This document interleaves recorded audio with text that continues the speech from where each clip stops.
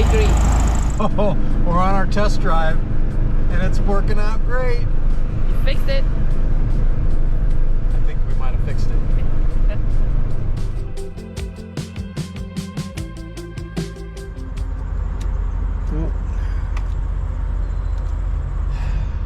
We're not getting power to the starter. We're just not getting power to the starter.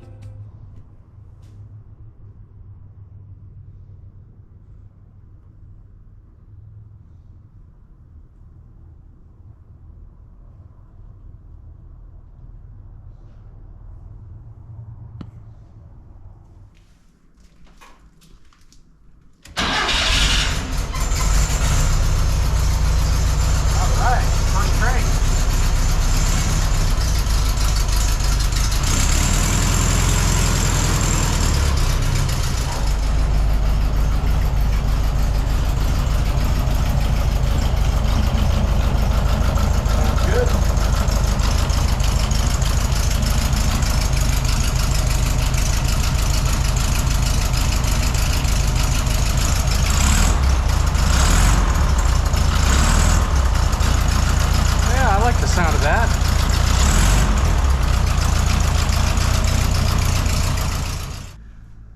Last time you saw Rosebug here, she was in a sorry state, getting loaded up on the back of a tow truck. But I think if you go back and you look, and you could listen and hear when we were starting the engine, you could hear the engine just free spinning. There was no chugga, chugga, chugga, chugga. There was just free spinning, and that's a strong indication that your engine has lost compression.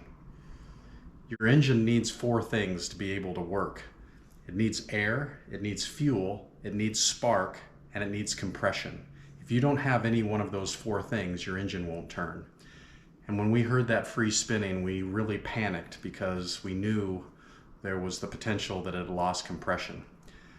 So after it got towed to the mechanic shop, we did a compression check, and the compression was really low. It was about 90 psi, pounds per square inch, in each cylinder, but on one of the 4 cylinders it was as low as 70 psi, which is really critical, and the engine just isn't going to run at those low pressures.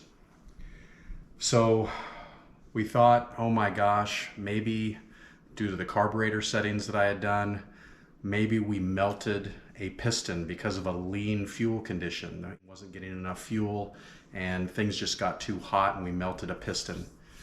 So we found a specialized air-cooled mechanic who specializes in these air-cooled engines, and he wanted to check one thing before he made his decision, and that was really around these air-cooled engines really need to have their valve clearances checked on a regular basis. It's part of the regular maintenance, not only to change the oil, but to check the valve clearances. It's extremely important. I didn't really check the valves before we left Los Angeles.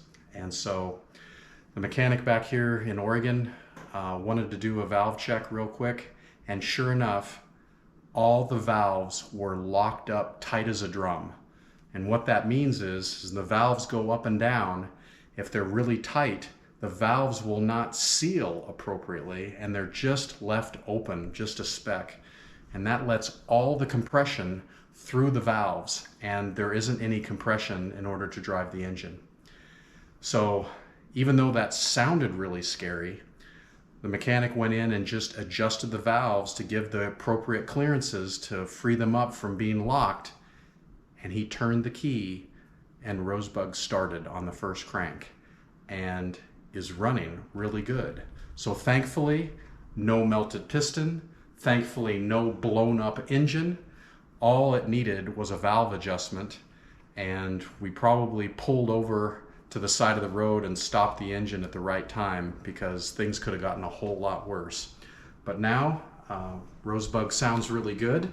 Her valves are within specification. We're going to keep her maintenance up, and she's going to hit the open road and be fun for us this summer. What about the that starter not clicking? So we talked to the mechanic about that, and what that was is probably a faulty ignition switch. So they're actually a switch in the ignition that will allow power to be sent to the starter, and that switch is malfunctioning. So we have a way to manipulate it. If we turn the key and it doesn't crank, there's a way, you know, to cross your fingers, cross your toes, turn around 3 times and turn the key, and it'll start. But we're on the hunt for a new ignition switch, so something more reliable and predictable.